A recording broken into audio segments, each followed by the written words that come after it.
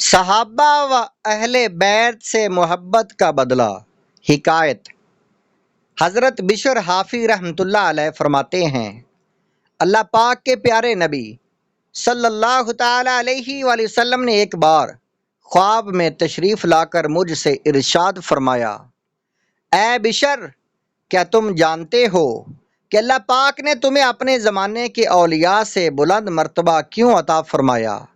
میں نے عرض کی، یا رسول اللہ صلی اللہ تعالی علیہ وآلہ وسلم، میں نہیں جانتا۔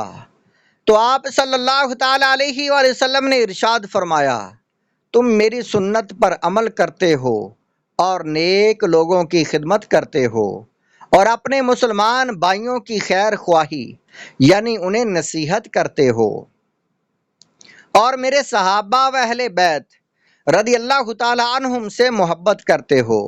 یہی سبب ہے کہ جس نے تمہیں نیک لوگوں کی منزل تک پہنچا دیا۔ رسالہ کشیریہ، صفحہ نمبر 31۔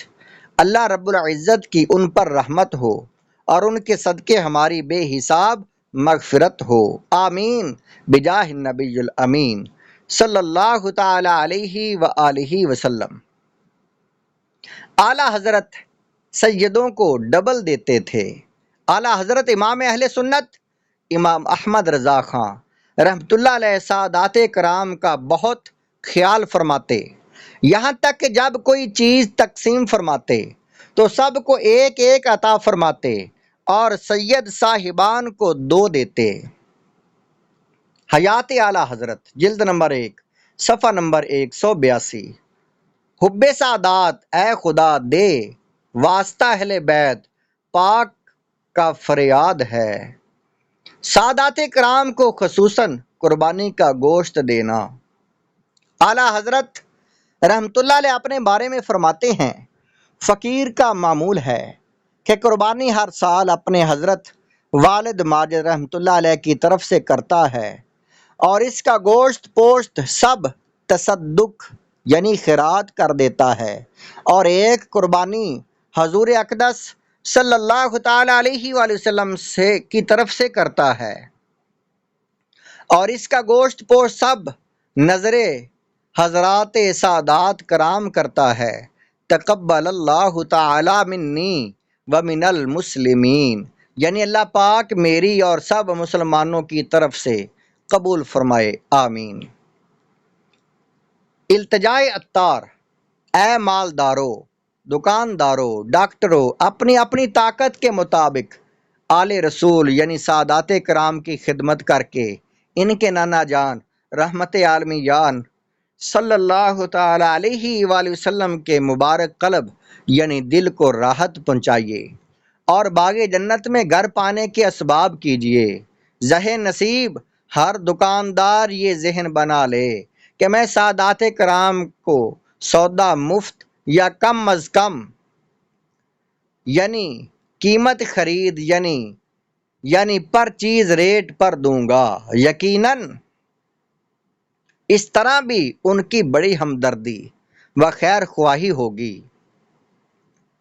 کاش ہر ڈاکٹر یہ ذہن بنا لے کہ میں سیدوں کا چیک اپ فری کروں گا، بلکہ ہو سکا تو میڈیسن بھی فری پیش کر کے آل رسول کا دل خوش کروں گا۔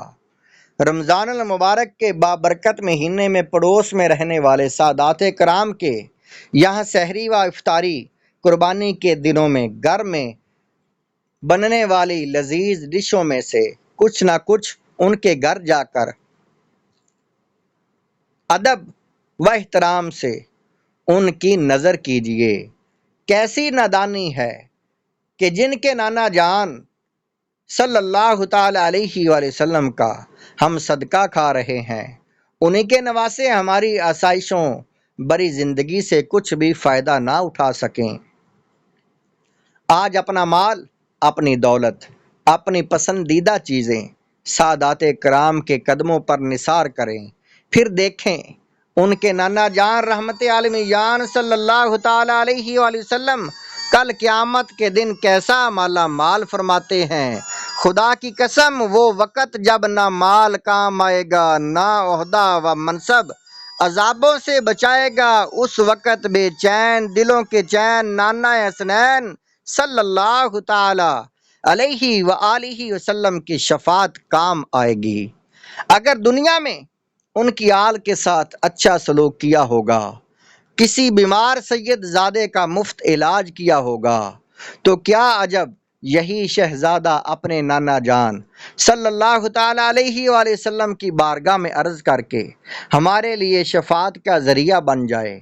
اور ہاں، صرف رضا الہی کی نیت سے خدمت کیجئے، باقی ان کا کرم بے حد و بے انتہا ہے۔